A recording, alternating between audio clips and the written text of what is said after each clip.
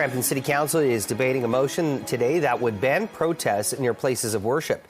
Let's check in with CB24's Beatrice Vaisman, who's got those details. Good morning, Bea.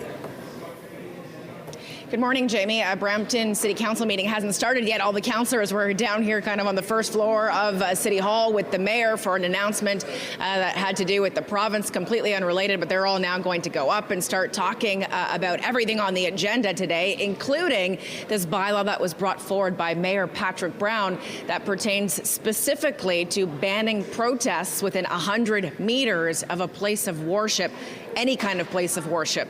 A Sikh Gurdwara, a Hindu temple, a synagogue, a mosque, a church, you name it. If this bylaw is passed, it would essentially become illegal under the city's rules to demonstrate within 100 meters of any of these places of worship. It comes, Jamie, after it was back on November 3rd and 4th that we saw almost rival demonstrations, one outside of a Sikh Gurdwara, a second outside of a Hindu temple. There were people there with swords. There were multiple people charged by Peel Regional Police in connection with these tense demonstrations.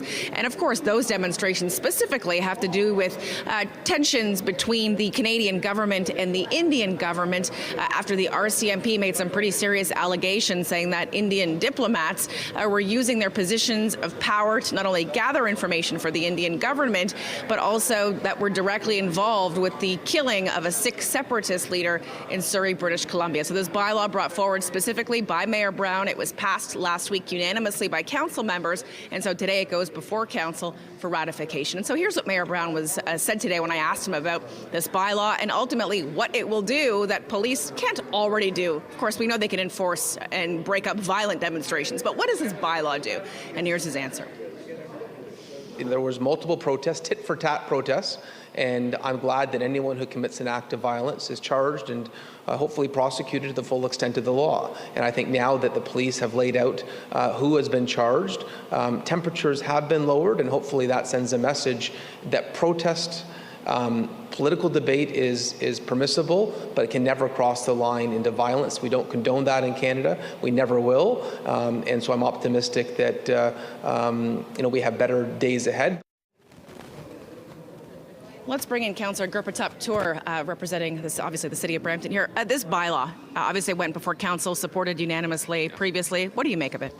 I think it will be supported unanimously today as well. I think it is something that's needed to assure the public that we take their safety as a paramount concern. The incidents that happen in my ward, and I've heard from community members on either side or residents from across in the city saying that violence of this sort is not acceptable, especially not at places of worship. So this bylaw, what it aims to do is it adds another extra tool, for enforcement action to be taken when protests happen in or around a place of worship, because everybody has the right to feel safe, to go with their families. That's a place of solace and peace where you go to be with one another. But sometimes it could be intimidating if you have a protest outside of whatever nature. Councillor, I posed the question to Mayor Brown as well. Obviously, tensions are high after the allegations from the RCMP. The situation between Canada and India, very tense right now. You speak to the fact that both of these demonstrations happened in your ward. So how are the Hindu community members, the Sikh community members in your ward feeling right now? So I think one thing that they've been loud and clear about, it's not a Hindu or a Sikh community issue. They've talked about this being a Canadian versus a foreign government, in this case the government of India, as an issue. So when you see that influence happening on ground here, when you see the Prime Minister talk about it, RCMP or CSIS reports come out, and you talk about how that interference causes, the aim is to cause violence locally here in Canada so they can talk about said violence. That's what we're seeing unfolding in front of us in real time.